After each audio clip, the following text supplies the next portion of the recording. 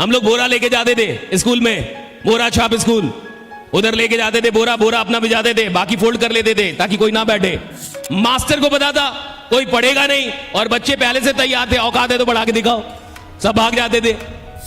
तो अंग्रेजी की परीक्षा हम लोग पार्ले जी और टाइगर बिस्किट पे पास करते थे। मास्टर जी को पार्ले जी खिला दिया 100 में 70 नंबर, और अगर टाइगर भी खिला दिया 100 में 90 नंबर। हिसाब बहुत बराबर था, give and take, give and दो और लो। अब मैं टॉप हुआ, मेरे माँ बाप ज्यादा खुश हो गए, इतने खुश हुए जितने नहीं होने चाहिए। शशीष कुछ समझ में आया? मैं कहा नहीं। कहा तुम तो टॉपर हो। लड़के जब तक आए ठीक, लड़की गांव के बोरा छाप में लड़की का बोरा वहां, लड़के का बोरा वहां, दूर दूर तक नो नेटवर्क वर्क्स।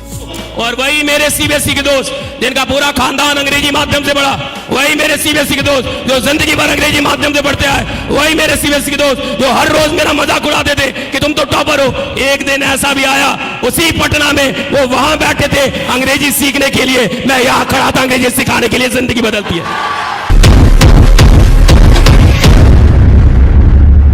हम लोग आए गोपालगंज से। गोपालगंज जान रहे हैं, बिहार में एक जिला है गोपालगंज, वहां बाढ़ प्रभावित क्षेत्र, बाढ़ प्रभावित गांव से मैं निकला। हम लोग बोरा लेके जाते थे स्कूल में, बोरा छाप स्कूल, उधर लेके जाते थे बोरा, बोरा अपना भिजाते थे, बाकी फोल्ड कर लेते थे ताकि कोई ना बैठे। पूरा बोरा भी नहीं भिजाते थे हम लोग, आधा फोल्ड, ताकि कोई और उसका इस्तेमाल ना करे। और हिंदी माध्यम, बिहार से अगर आप हैं आपको पता होगा, मैट्रिक में बिहार में अंग्रेजी अनिवार्य विषय नहीं है। अच्छा, जो विषय अनिवार्य नहीं है उसको कोई नहीं पढ़ता।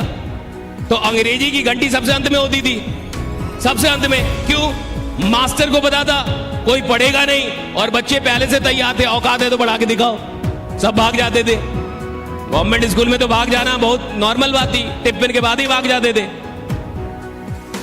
तो इस तरीके से कोई भी इंसान अंग्रेजी पढ़ता नहीं था। और छठी क्लास में अंग्रेजी शुरू होती थी, और जब छठी क्लास में अंग्रेजी शुरू होती थी तो अंग्रेजी की परीक्षा हम लोग पार्ले जी और टाइगर बिस्किट पे पास करते थे। मास्टर जी को पार्ले जी खिला दिया 100 में 70 नंबर, और अगर टाइगर भी खिला दिया 100 में 90 नंबर। हिसाब बहुत बराबर था, give and take, give and दो और हम लोग जब 8वीं में आए, 8वीं क्लास में, तो बोर्ड एग्जाम हो गया। बोर्ड एग्जाम समझते हैं आप? बिहार में एक बार 8वीं में बोर्ड हो गया था, उसी बोर्ड में हम लोग फंस गए। और उस बोर्ड एग्जाम में आप में से बहुत सारे लोगों ने 10th का बोर्ड तो दिया होगा। कितने लोगों ने 10th का बोर्ड दिया है? हाथ उठाएं। कितने लोग पास हुए हैं? कितने लोग ईमानदारी से पास हुए हैं? वो हाथ उठाएं। इतना ईमानदार है लोग, हैं? Very good. सही में ईमानदारी से पास किए थे?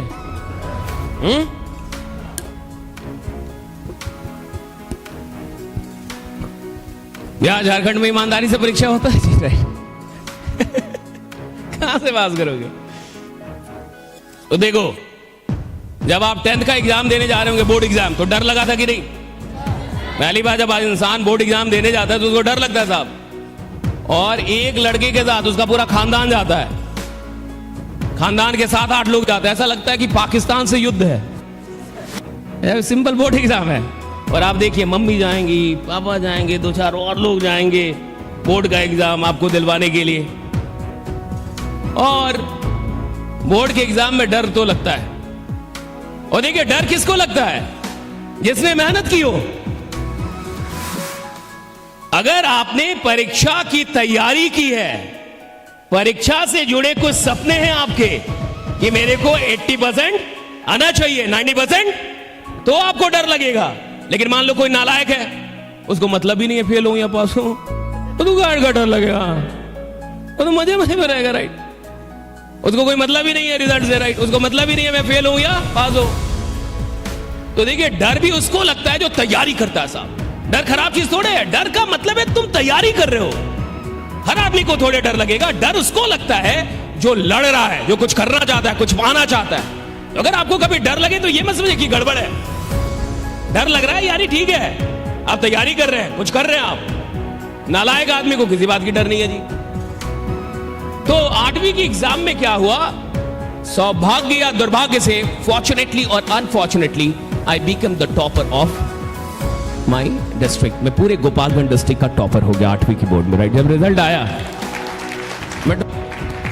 जब मैं टॉप आया तो मेरे माँ बाप बहुत खुश हो गए, इतने खुश हो गए जितना नहीं होना चाहिए। हर चीज एक लिमिट में होना चाहिए। अब मैं टॉप हुआ, मेरे माँ बाप ज्यादा खुश हो गए, इतने खुश हुए जितने नहीं होने चाहिए। मेरे पिताजी ने मिठाई लिया और पूरे गांव में मिठाइयां बंटवाई। जहां जहां मिठाई बटा मेरा एक ही काम था, पूरे गांव का मैंने आशीर्वाद लिया। और गांव में जलन बहुत है। गांव के लोगों को आप कितने भी बड़े टॉपर, वो अपना एग्जाम स्वयं लेते हैं। तो गांव में क्या था कि कई लोग पूछते थे कि अच्छा आप टॉप आए हैं तो ये बताइए। हम कहते थे आप 2 मिठाई खाइए, पूरा गांव बाकी है, बाद में फरी आएंगे, राइट। कई लोग को एग्जाम तक याद होता है, एग्जाम के बाद याद नहीं होता। होता है कि नहीं ऐसा? एग्जाम था भैया, याद था, एग्जाम नहीं है, अब काहेगा याद रखना। तो बहुत सारी चीजें आपको याद नहीं रहती। और इस तरीके से जो पूरे गांव में मिठाइयां बटी, तो मेरे जो पटी पटीदार थे, पटी पटीदार समझते हैं आप? रिलेटिव्स, पड़ोसी, रिलेटिव्स, रिश्तेदार, तो वो ऊपर ऊपर से बहुत खुश थे कि फलना का लड़का टॉप आ गया। अंदर अंदर से उनको बहुत टेंशन था कि फलना का लड़का टॉप आया कैसे। जलन समझते हैं आप? गांव में जलन बहुत है। आप एक नई कार लीजिए, नई कार भाड़े पे, और उस कार को लेके गांव जाइए और 2-4 चक्कर घुमा के और शहर आ जाइए। 2 दिन में अफवाह फैल जाएगा कि आप बिहार में शराब का धंधा कर रहे हैं। तुरंत अफवाह फैला देंगे लोग कि आप कुछ गलत कर रहे हैं, आप 2 नंबर का धंधा। जलन। अच्छा, पड़ोसी पूछने नहीं आएगा आपसे कि आपने कार कैसे लिया, कहेगा हम जाएंगे उनसे पूछने। हाँ, तुम क्या साला प्रधानमंत्री हो, राइट? अडानी हो, अंबानी हो तुम? कहते हम जाएंगे। जलन देखिए कितना है, पूछने भी नहीं आएगा।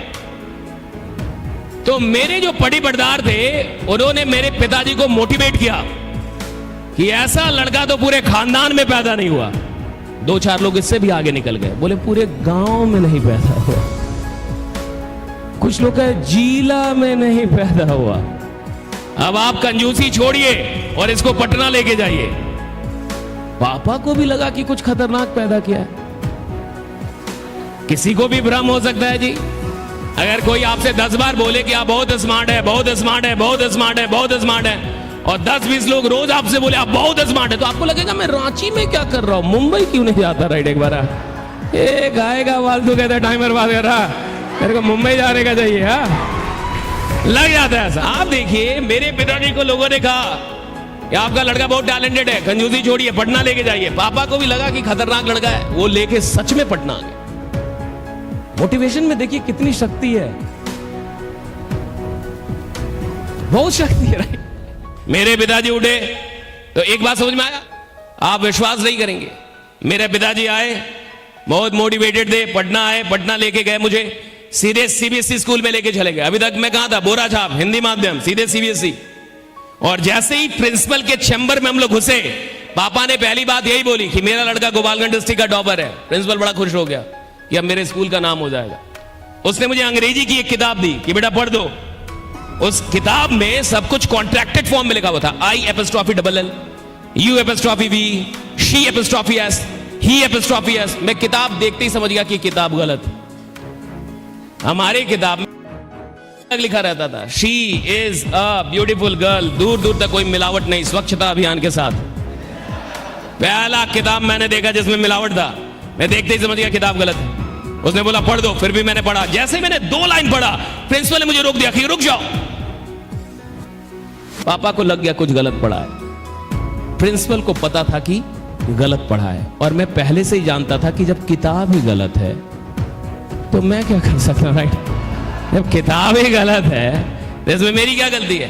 पापा ने तुरंत बोला कि बस अंग्रेजी थोड़ी सी कमजोर है, बाकी सब कुछ बहुत बढ़िया है। और नंबर मेरे बड़े अच्छे थे, 100 में 99, 50 में 49। मेरा एडमिशन हो गया एडमिशन। मैं गया पहले दिन क्लास करने, मुझे गेट पे ही रोक दिया, रुक जाओ। और ये मान के चलिए 9th की क्लास है, और 9th की क्लास में प्रिंसिपल गया और सबको डराया कि देखो आज से आपका कंपटीशन बहुत टफ होने वाला है, आज से गोपालगंज डिस्ट्रिक्ट का टॉपर आ रहा है। सारे बच्चे डर गए। और स्कूल में ये रहता है फर्स्ट कौन, सेकंड कौन, थर्ड कौन, कंपटीशन होता है। कॉलेज में नहीं होता है, स्कूल में होता है। सारे बच्चे डर गए कि भाई कोई बहुत बड़ा उस्मान खान, कोई खतरनाक आदमी आ रहा है। मैं अंदर आया, प्रिंसिपल बाहर निकला, मैं अंदर घुसा। जैसे ही मैं अंदर आया मुझसे एक लड़के ने पूछा, आर यू सशीश? इतनी अंग्रेजी हम लोगों ने सीख ली थी कि कब यस बोलना है कब नो। मैं कहा यस। कहा हैव योर सीट। उसने बोला हैव योर सीट, तो मुझे लगा बैठने के लिए बोल रहा है। अगर वो बोलता हैव योर सीट तो मैं खड़ा ही रहता। राइट, आप कहीं भी किसी रूम में जाइए जहां 2-4 लोग बैठे हो, थोड़ा हड़बड़ा के घुसिएगा और घुसते ही बोलिए have your seat, have your seat, have, सब खड़े हो जाएंगे। देखिए, इंसान देखता पहले है, सुनता बाद में है। इसलिए अगर धंधा कर रहे हो तो अमीर बनने से पहले अमीर दिखना जरूरी है। राइट, दिखने में तुम अमीर होने चाहिए। You must look rich. तुम्हें अमीर जैसा दिखने का है, थोड़ा पैसा अपने ऊपर खर्च करो, अमीर दिखो।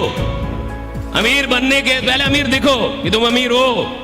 तुम खुद गरीब जैसे दिख रहे हो, उसको बोले अमीर बना दूंगा, वो कहते तू क्या बना कर रहा है ना। अमीर दिखना पड़ेगा साहब अमीर बनने के लिए। It's very important. दुनिया पहले देखती है, बाद में सुनती है। उसने बोला हैव योर सीट। में बैठ गया। केमिस्ट्री के टीचर आए और केमिस्ट्री के टीचर आए, बोर्ड पे ऐसे लिखना शुरू किए। हमको लगा घर में झगड़ा हो गया है, तो क्या क्लास आना जरूरी है? इसको कर्सिव राइटिंग बोलते हैं। ऐसे ऐसे मिलावट हमने आज तक नहीं देखी थी, तो हमने बगल वाले का देखना शुरू किया, क्योंकि मुझे समझ में नहीं आ रहा था बोर्ड पे चल क्या रहा है। बगल वाले का मैंने देखना शुरू किया, बगल वाले ने देख लिया कि शशीश देख रहा है। जैसे ही केमिस्ट्री के टीचर बाहर गए, उसने मुझसे पहला सवाल किया, शशीश डिड यू गेट एनीथिंग? मैंने कहा डिड यू गेट एनीथिंग? मैंने कहा तो समझ गया कि इसको अंग्रेजी नहीं आती। तो उसने हिंदी में मुझसे पूछा, शशीश कुछ समझ में आया? मैं कहा नहीं। कहा तुम तो टॉपर हो। एक को पता चला, दूसरे को पता चला, पूरे क्लास को पता चल गया कि मुझे समझ में नहीं आ रहा। तो जब सारे क्लास को पता चल गया कि मुझे समझ में नहीं आ रहा, तो क्या आके एक एक करके कंफर्म करना जरूरी है? बट सीबीएसई के दोस्त हर क्लास के बाद एक एक करके आते थे और मुझसे पूछते थे, शशीश को समझ में आया? मैंने कहा कि नहीं। तुम तो टॉपर हो। लड़के जब तक आए ठीक, लड़की गांव के बोरा छाप में लड़की का बोरा वहां, लड़के का बोरा वहां, दूर दूर तक नो नेटवर्क वर्क्स। उसमें भी हम लोग मास्टर जी के चहते वाले स्टूडेंट। मास्टर जी का लोटा कौन लाएगा, मास्टर जी का पानी कौन लाएगा, मास्टर जी का भूजा कौन लाएगा, मास्टर जी का चेयर, वो वाले मास्टर जी से जुड़े हुए लोग। लड़की जैसे सची में नहीं आ रहा। राइट, ये बता, यही पूछेगी। And for 8 and 9 months I struggled to cope up with English medium school. Right, I tried very hard to understand the things in English medium, but I could not. बड़ी कोशिश की कि मुझे चीजें अंग्रेजी माध्यम में समझ में आ जाए, बट नहीं आई। और 8 से 9 महीने के बाद when one day I could finally realize that I cannot go with CBSE, I went to my father, surrendered before him, saying पापा मुझसे नहीं होगा। और अगर मैं सीबीएसई में रहा तो मेरा तो 1 साल जाएगा। नाक आपकी कटेगी। मिठाई आप बंटवाए थे, मैंने मना किया था मिठाई मत बंटवाइए। राइट, पापा समझ गए। गांव के लोग बोलेंगे 8वीं का टॉपर मैट्रिक में। पापा को बोला मैंने क्या इज्जत रहेगी? पापा समझ गए इज्जत नहीं रहेगी। पापा को मेरी बात समझ में आई और वो मुझे मेरी औकात पे लेके आया और मैं हिंदी माध्यम में आ गया। फिर से सीबीएसई स्कूल छोड़ दिया, अपनी औकात में आया। आई पास माई 10th matriculation, then I passed my intermediate, and after passing my intermediate I started learning English. कहां से? He is a boy, she is a girl, that is a fan, that is a table, that is a podium. बिल्कुल basic से मैंने सीखना शुरू किया। And it took me 8 and 9 months, और मुझे लगभग 8 से 9 महीने लगे। And after 8 and 9 months I was the youngest faculty of English in Patna. मैं पटना के बड़े बड़े ब्रांड्स में 17 साल की उम्र में मैंने पढ़ाना शुरू कर दिया था। जितने भी टॉप ब्रांड्स है पटना में इंग्लिश के। Right, and what happened one day, और एक दिन क्या हुआ, I was given an advanced English batch, and what happens in advanced English batch is that the teachers are not allowed to speak in any other language except English. So I took the class for 1.5 hours complete in English. Advance English की batches में क्या होता है कि शिक्षक को किसी और भाषा में बोलने की इजाजत नहीं होती। तो मैंने लगभग 1.5 घंटे की क्लास बिल्कुल अंग्रेजी माध्यम में ली, एकदम अंग्रेजी बोल के ली। और जैसे ही मैं क्लास के बाहर आया, as I came out of the class, suddenly girl followed me. एक लड़की ने मुझे फॉलो किया एंड शी नॉक्ड मी, उसने मुझे नॉक किया। She asked me, hello are you Shashish? उसने मुझे पूछा क्या तुम शशीश हो? मैंने कहा yes I am Shashish. What क्या बात? उसने मुझसे दूसरा सवाल किया, have you been living in Patna for the last 5 and 6 years? क्या आप पटना में पिछले 5-6 वर्षों से रह रहे हैं? मैंने कहा कि yes. I have been living in Patna for the last 5 and 6 years. What for? उसने मुझसे तीसरा सवाल किया. Have you were in Krishna Central School? क्या आप कृष्णा सेंट्रल स्कूल में थे? मैंने कहा कि yes, I was in Krishna central school. उसने मुझे चौथा सवाल किया.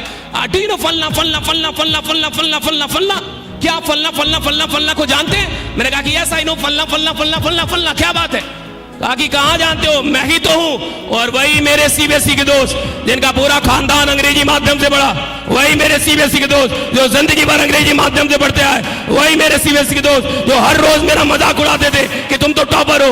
एक दिन ऐसा भी आया, उसी पटना में वो वहां बैठे थे अंग्रेजी सीखने के लिए, मैं यहां खड़ा था अंग्रेजी सिखाने के लिए. जिंदगी बदलती है, लाइफ चेंजेस साहब, लाइफ चेंजेस. कौन कहता है जिंदगी नहीं बदलती? और उस दिन मैंने उस लड़की से पूछा था, कुछ समझ में आया? गांव के लोग हैं, गांव का आदमी